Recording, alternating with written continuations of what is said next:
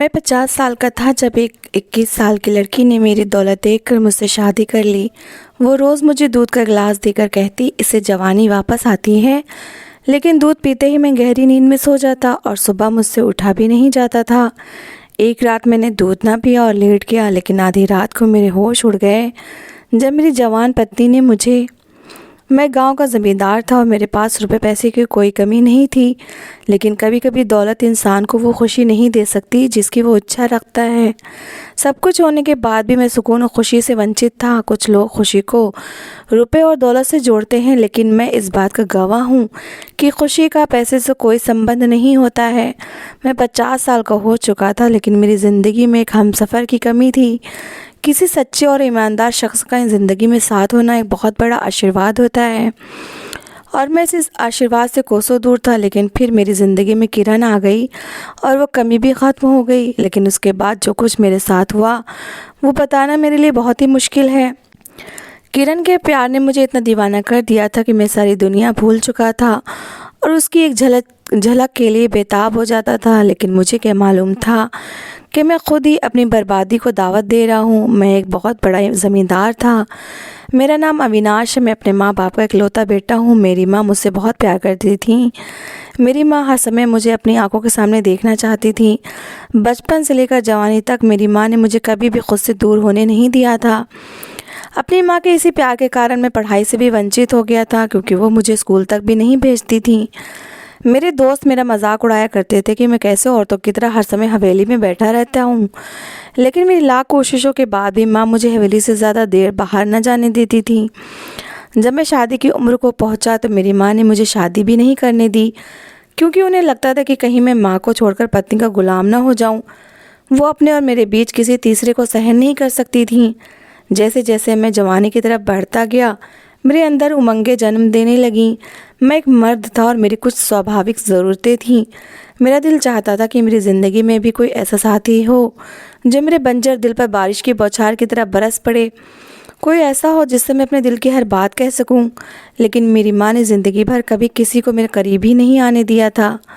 मैं अपनी इच्छाओं को अपनी माँ पर कुर्बान करता रहा और अपने अंदर उठने वाली सारी इच्छाओं का गला घोंटता रहा। रात भर मैं करवट बदलता रहता था और सारा दिन मेरे अंदर किसी चीज़ की प्यास से भरी रहती थी। गांव में रहने वाले मेरे सभी दोस्तों और साथ के लड़कों की शादी हो चुकी थी, लेकिन मेरी शादी की कोई उम्मीद नज़र नहीं आ रही थी। जब भी मेरी शादी की बात होती, माँ के चेहरे का रंग बदल जाता और वो फ़ौरन ही बात काट देती थी। वो इस बारे में कोई बात ही नहीं करना चाहती थी। गांव के लोग भी माँ से मिलने आते तो माँ से कहते कि इकलौते बेटे की शादी नहीं करोगी तो तुम्हारा वंश समाप्त हो जाएगा। लेकिन माँ तो किसी की बात पर ध्यान नहीं देती थी। दरअसल मैं माँ की शादी के 11 साल बाद पैदा हुआ था और माँ ने मेरे लिए बहुत ही इंतज़ार किया था। माँ ये सोच कर ही घबरा जाती थी कि मेरी ज़िंदगी में अगर कोई लड़की शामिल हो गई तो मैं माँ को समय नहीं दे पाऊँगा। जबकि मेरी माँ का जीवन मुझ पर ही निर्भर था। मेरे जन्म के बाद तो पिताजी को भी समय नहीं देती थी, बल्कि सारा समय मेरे साथ ही गुजारती थी। मुझे भी अपनी माँ से बहुत प्यार था, इसलिए मैंने अपनी इच्छाओं को मिट्टी में दबा दी और अपनी माँ की दिल से सेवा करने लगा। जब मैं 48 साल के करीब पहुँचा तो मेरी माँ मुझे छोड़कर हमेशा के लिए चली गई और मुझे ऐसा लगा जैसे मेरी ज़िंदगी बुरी तरह से वीरान हो गई है। माँ के अलावा ना मैं किसी से बात करता था और ना ही मेरी ज़िंदगी में कोई सहारा था। पिताजी के स्वर्गवास को भी 7 साल हो चुके थे। मैं अपनी ज़िंदगी को किसी बोझ की तरह घसीट रहा था। पिताजी ने जो ज़मीन और जायदाद छोड़ी थी, उनकी देखभाल में ही बस अपना समय गुजार रहा था। एक दिन जब पिताजी की ज़मीन के किसी काम के सिलसिले में मेरा शहर जाना हुआ तो वहाँ मेरी मुलाकात पहली बार किरण से हुई, जिसे देखकर मैं पूरी तरह घायल हो गया। वो हमारे शहर वाले बंगले की चौकीदार की बेटी थी, जिसे देखते ही मैं सब कुछ भूल गया था। उसकी बड़ी बड़ी नीली आँखें और कमर तक लहराते बाल मेरा चैन चुरा कर ले गए थे। जैसे ही मेरी गाड़ी बंगले के सामने रुकी तो सामने से चलती हुई आ रही थी। उसकी सुंदरता ने सारे दृश्य को धुंधला कर दिया था। गाड़ी से उतरते ही मेरी नज़र किरण के चेहरे से चिपक गई थी। मैं पहले पलक झपकाना ही भूल गया था। मेरे पास आते ही उसने मुझसे कहा, नमस्ते साहब जी। उसकी आवाज़ की मिठास ने मेरे कानों में रस घोल दिया और मैं खुद बेखुद होकर उसे एकटक देखने लगा। वो तो नमस्ते करके चली गई, लेकिन मेरा सुकून भी अपने साथ ले गई। मैंने अपने ड्राइवर से पूछा, ये कौन है? तो उसने बताया चौकीदार की बेटी है। मैं खोए खोए कदमों से बंगले में गया था, लेकिन दिमाग में उसकी तस्वीर छप गई थी। कुछ देर मैं यहाँ से वहाँ टहलता रहा, लेकिन किरण मेरे दिमाग से निकल ही नहीं पा रही थी। मैं बंगले से निकलकर सर्वेंट क्वार्टर की ओर बढ़ गया। वो सर्वेंट क्वार्टर के बाहर वाले हिस्से में बैठी कुछ गुनगुना रही थी। वो मुझे देखते ही खड़ी हो गई और पूछने लगी, साहब जी, आपको किसी चीज़ की ज़रूरत है क्या? मैं उसे क्या बताता कि मुझे तो उसकी दीदार की इच्छा है। मैं ध्यान से उसकी आंखों में झांकने लगा, जहाँ बहुत ही मासूमियत और शराफत थी। उसका उजला उजला चेहरा बहुत ही सुंदर था। मेरा ड्राइवर मुझे पहले ही उसका नाम बता चुका था, लेकिन फिर भी बात करने के बहाने मैंने उससे उसका नाम पूछ लिया। वो मुस्कुराकर बोली, मेरा नाम किरण है। बिल्कुल तुम्हारी तरह तुम्हारा नाम भी सुंदर है। मैंने तुरंत ही किरण की तारीफ़ की थी। तारीफ़ सुनते उसके चेहरे पर लाली छा गई थी। मेरे आगे वो बहुत ही कम उम्र और मासूम सी लगती थी, लेकिन दिल जब किसी के लिए धड़कने लगे तो फिर वो उम्र का लिहाज भी नहीं करता। मैं 50 साल का हो रहा था और वो सिर्फ 20-21 साल की एक नाजुक सी लड़की थी, लेकिन मेरी नज़रें तो उसे किसी और रूप में देख रही थीं और मैं उसके अंदर अपना जीवन साथी ढूंढ रहा था। मैंने फैसला कर लिया था कि मैं किरण को अपनी ज़िंदगी में शामिल करके ही रहूँगा। मैं पहली नज़र में उस पर अपना दिल हार बैठा था और मेरी दौलत में इतनी ताकत थी कि मैं उसे हासिल कर लेता। मैं तेज़ी से पलटकर बंगले के बाहर बैठे चौकीदार के पास गया और उससे कहा कि वो कुछ देर बाद मेरे कमरे में आ जाए। मेरी बात सुनकर चौकीदार परेशान हो गया था और मैं उसे हक्का बक्का छोड़कर वापस अपने कमरे में आ गया और तिजोरी खोलकर कुछ नोटों की गड्डियाँ निकालकर टेबल पर रख दी। कुछ ही देर में चौकीदार परेशान हाल में मेरे कमरे में आया तो मैंने नोटों की गड्डी की तरफ इशारा करके कहा, ये सब तुम रख लो। वो हैरान होकर मेरी तरफ देखने लगा तो मैंने उससे कहा, बदले में मैं तुमसे रिश्ता जोड़ना चाहता हूँ। चौकीदार को मेरी बात का मतलब समझ नहीं आया था, इसलिए मैंने उसे साफ शब्दों में कहा, मैं तुम्हारी बेटी किरण को अपनी ज़िंदगी में शामिल करना चाहता हूँ। तुम्हारे पास उसे देने के लिए कुछ नहीं है, लेकिन मैं उसे गांव ले जाकर वहाँ उसे सारी खुशियाँ दे सकता हूँ। मैं अपने गांव का एक बहुत बड़ा ज़मींदार हूँ और वो मेरी पत्नी बनकर गांव की औरतों पर राज कर सकती है। चौकीदार ने घबरा कर मेरी तरफ देखा था। मेरे बालों में चांदी उतर रही थी और मैं उसकी चांद जैसी बेटी को अपनी पत्नी बनाने की बात कर रहा था। चौकीदार ने मेरे आगे हाथ जोड़े और सोचने के लिए कुछ समय मांगा। मैं जानता था कि मना करने का तो कोई सवाल ही नहीं पैदा होता, क्योंकि मैंने चौकीदार की आंखों में नोटों की चमक देख ली थी। रात होते होते चौकीदार की तरफ से हाँ में जवाब आ गया था और मैंने अगले दिन पंडित जी को बुलाकर किरण से शादी कर ली थी। वो दिन मेरी ज़िंदगी का सबसे यादगार दिन था। किरण विदा होकर मेरे कमरे में आकर बैठी थी और जब मैं अपने कमरे में गया तो उस खिलती हुई गुलाब की कली को देखकर मेरे शरीर में ताकत आ गई थी। इतने सालों से मैं अपने जज्बात को दफन करता आया था और अब मेरी ज़िंदगी में वो समय आ गया था जब मैं अपने जज्बात पूरे कर सकता था। जैसे ही मैं किरण के करीब गया वो ज़ोर ज़ोर से रोने लगी। मुझे एहसास हुआ वो इस रिश्ते के लिए तैयार नहीं थी। मुझे उसकी आंखों में आंसू देखकर बहुत दुख हो रहा था। मैंने उसे चुप करवाने की कोशिश की तो उसने कहा वो इस रिश्ते को स्वीकार करने के लिए कुछ समय चाहती है। मैं तो पहले ही सालों से तड़पता हुआ आ रहा था, इसलिए किरण की खुशी के लिए मुझे कुछ दिन और तड़पना स्वीकार था। मैं उसके साथ कोई ज़ोर ज़बरदस्ती नहीं करना चाहता था, इसलिए मैंने उसे कुछ दिन के लिए समय दे दिया कि वो खुद ही इस रिश्ते को अपना ले। मैं किरण को अपने साथ लेकर गांव आया तो मेरी बड़ी सी हवेली और गांव देखकर उसकी आंखें खुली की खुली रह गईं। मैंने उसे अपनी सारी ज़मीन भी दिखाई।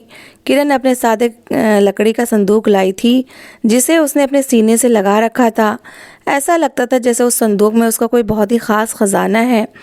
उसने अपने संदूक को अलमारी के अंदर संभाल कर रख दिया था। शहर से गांव का सफ़र करके हम दोनों भी बहुत थक चुके थे। मुझे लग रहा था कि किरण आज की रात भी मेरे साथ नहीं होगी, लेकिन रात को मुझे एक सच का सामना करना पड़ा जब किरण खुद ही दुल्हन की तरह तैयार हुई और एक गिलास में हल्दी वाला दूध लेकर मेरे पास आई और कहने लगी, साहब जी, अब ये दूध पी लीजिए, इससे आपके अंदर ताकत आ जाएगी और मुझे आपके साथ समय गुजारकर खुशी होगी। मैंने एक नज़र किरण पर डाली जिसे देखकर मेरे होश गुम हो रहे थे। मैंने खुशी खुशी किरण के हाथों से दूध का गिलास लिया और सारा का सारा दूध पी लिया। मैं भी किरण के साथ एक अच्छा समय गुजारना चाहता था और उसके लिए मुझे सच में ही ताकत की ज़रूरत थी। दूध पीने के बाद जैसे ही मैंने किरण के करीब होने की कोशिश की तो वो शर्माने लगी। वो पीछे हट गई और दूध का गिलास उठाकर कहने लगी, मैं इसे रखकर और अपना दूध पीकर आती हूँ। मैंने अपना दूध फ्रिज में ठंडा होने के लिए रखा था। वो कमरे से निकल गई और मैं उसके इंतजार में बिस्तर पर लेट गया था कि गहरी नींद की वादियों में कब उतर गया मुझे पता ही नहीं चला। मेरी आँख खुली तो सुबह के सूरज की किरण मेरे चेहरे पर पड़ रही थी। किरण मेरे बराबर में बैठी हुई थी और उसके चेहरे पर बहुत ही खुशी थी। मैं हैरान था कि मुझे इतनी गहरी नींद कैसे आ गई। मैं किरण से शर्मिंदा होकर नज़रें चुराने लग गया कि मैं उसे समय नहीं दे पाया था। लेकिन किरण ने मुझसे कोई शिकवा शिकायत नहीं की थी, बल्कि वो बहुत ही खुश दिखाई दे रही थी। मैं उठकर खेतों की ओर निकल गया था और किरण हवेली में नौकरों के साथ बिजी हो गई थी। किरण दहेज में एक छोटा सा संदूक लेकर आई थी और वो ज़्यादातर समय उसी संदूक के साथ गुजारती थी। कई बार मैंने उससे जानने की कोशिश की थी कि वो उस संदूक में क्या लाई है, लेकिन हर बार ही वो कहती कि उसकी बचपन की कुछ यादें हैं। गांव वाले भी मेरी शादी का सुनकर बहुत खुश थे और वो गांव में पार्टी करना चाहते थे, इसलिए अगली रात गांव में छोटी सी पार्टी रखी गई। सारा गांव किरण से मिलने के लिए हवेली चला आया था। जो भी किरण को देखता मेरी किस्मत पर हैरान रह जाता।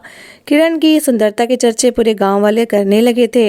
मैं बहुत ही ज़्यादा खुश था कि किस्मत की देवी अचानक ही मुझ पर मेहरबान हो गई थी। बस मुझे अब किरण के साथ समय गुजारना था। मैं चाहता था कि मेरे मरने से पहले मेरी औलाद भी इस दुनिया में आ जाए, ताकि मेरे बाद भी मेरा नाम जिंदा रहे। पार्टी पूरी हुई बहुत देर हो गई थी और जब मैं हवेली पहुंचा तो किरण पहले ही सो चुकी थी। मेरे जज्बात बेकाबू हो रहे थे, इसलिए मैंने उसे जगाने के लिए उसके कंधे पर हाथ रखा, लेकिन उसने बुरी तरह मेरा हाथ झटक दिया। शायद वो बहुत ज़्यादा थक चुकी थी और बहुत ही गहरी नींद में थी, इसलिए मैंने उसे डिस्टर्ब करना सही नहीं समझा और ख़ुद भी सोने के लिए लेट गया। मैं सारी रात करवट बदलता रहा, लेकिन मुझे सुकून न आया। मेरी और किरण की शादी को 1 सप्ताह होने वाला था और अभी तक हम दोनों के बीच कोई संबंध न बन सका था। सारा दिन मैं यूं ही खेतों पर घूमता रहा, लेकिन मेरा सारा दिमाग किरण की तरफ था। मेरे अंदर एक बेचैनी सी पैदा हो गई थी, जिसका इलाज सिर्फ और सिर्फ किरण ही कर सकती थी। उस रात जब मैं हवेली आया तो मैंने किरण से कहा कि अब मैं उसके साथ समय गुजारना चाहता हूँ और अब उससे दूर रहना भी मेरे लिए संभव नहीं है। तो किरण मुस्कुराकर कहने लगी, वो भी यही चाहती है, लेकिन उसे लगता है कि मैं बहुत कमज़ोर हूँ और मुझे ताकत की ज़रूरत है, इसलिए मेरे हल्दी वाला दूध बहुत ज़रूरी है। मैं मुस्कुराकर कहने लगा, तुम्हारे हाथों से तुम्हें जहर भी स्वीकार है। हल्दी वाला दूध पीकर तो मुझे खुशी होगी। किरण खुशी खुशी गई और अपने हाथों से मेरे लिए हल्दी वाला दूध बनाकर ले आई। मैं दूध पीकर लेटा ही था कि मेरी आंखें अपने आप बंद हो गईं और मैं किरण से बात करते करते गहरी नींद में चला गया। सुबह मेरी आँख खुली तो किरण बहुत खुश और तैयार बैठी थी और मेरी तरफ ही देख रही थी।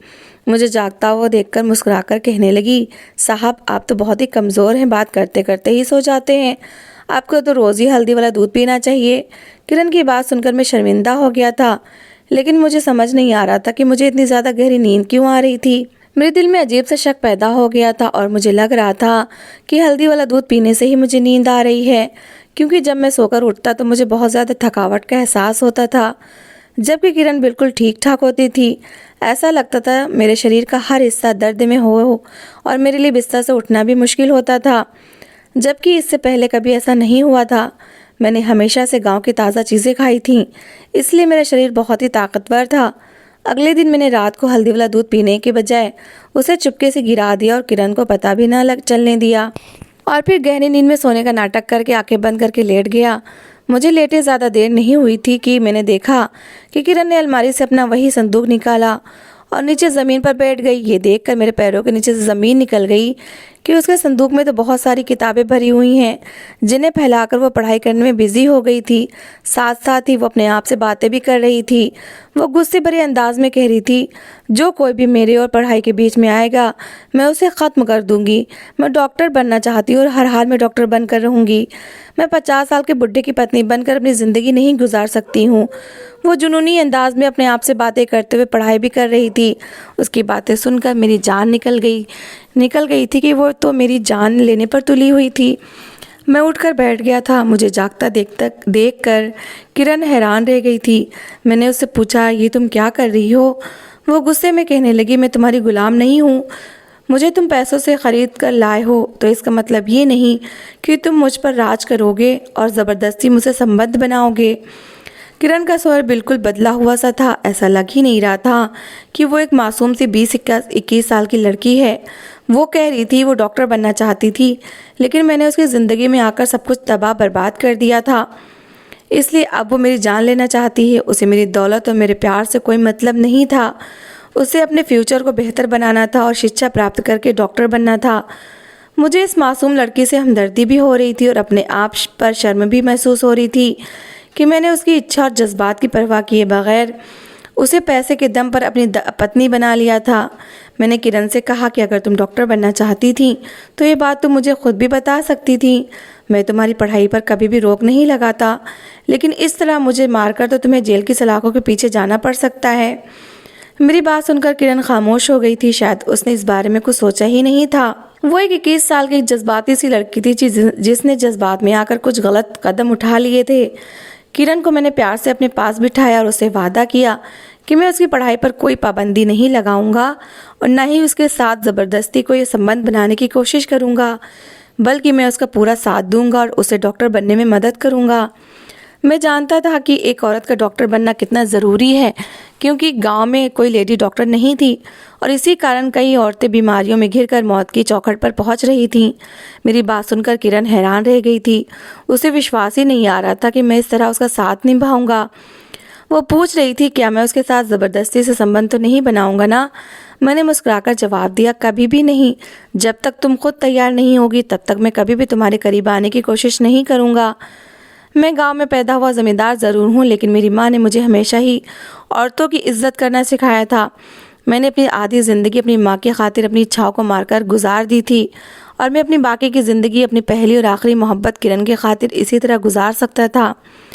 किरण को मैं दोबारा शहर ले आया था और उसका एडमिशन एक बड़े मेडिकल कॉलेज में करवा दिया था। मैं चाहता था कि वो एक बड़ी डॉक्टर बनकर मेरा भी नाम रोशन करे और गांव के लोगों की भी सहायता करे। मेरे प्यार और त्याग ने किरण को मेरा बना दिया और वो खुद ही मेरे करीब चली आई थी। मेरी मोहब्बत सच्ची थी और मैंने किरण का दिल अपने प्यार और बलिदान से जीत लिया था। और जब उसे मुझसे प्यार हुआ तो उम्र का वो अंतर जैसे प्यार ने भुला दिया था, वो उसके लिए भी बेमानी हो गया था। अगर मैं किरण को ज़बरदस्ती पाने की कोशिश करता तो शायद मैं उसके शरीर को तो हासिल कर लेता, लेकिन उसके दिल तक ना पहुंच पाता। इसलिए मैंने उसका दिल जीत लिया था। हर औरत प्यार और इज़्ज़त का अधिकार होता है और अगर आप उसे प्यार और इज़्ज़त से अपनी ज़िंदगी में जगह दें तो आपके लिए अपनी जान तक कुर्बान कर सकती है। और किरण ने इस बात को सच साबित कर दिखाया था। कड़ी लगन और मेहनत से कुछ सालों में वो डॉक्टर बनकर मेरे साथ गांव वापस आ गई थी और उसने गांव में एक छोटा सा अस्पताल बना लिया था। उसका प्यार मेरे अंदर ज़िंदगी भर देता था और मैं पहले से ज़्यादा स्वस्थ और जानदार हो गया था। हम दोनों एक अच्छी ज़िंदगी गुजार रहे थे और प्यार ने हमारे बीच उम्र के अंतर को पूरी तरह मिटा दिया था। तो दोस्तों, इस कहानी को लेकर आपकी क्या राय है, कमेंट बॉक्स में ज़रूर बताएं। और अगर आपको हमारी आज की कहानी अच्छी लगी हो तो प्लीज़ इसे लाइक ज़रूर करें। अगर आपने अभी तक हमारे चैनल को सब्सक्राइब नहीं किया तो ज़रूर कर लीजिए। तो मिलते हैं ऐसी ही एक और मोटिवेशनल कहानी के साथ। Thanks for watching.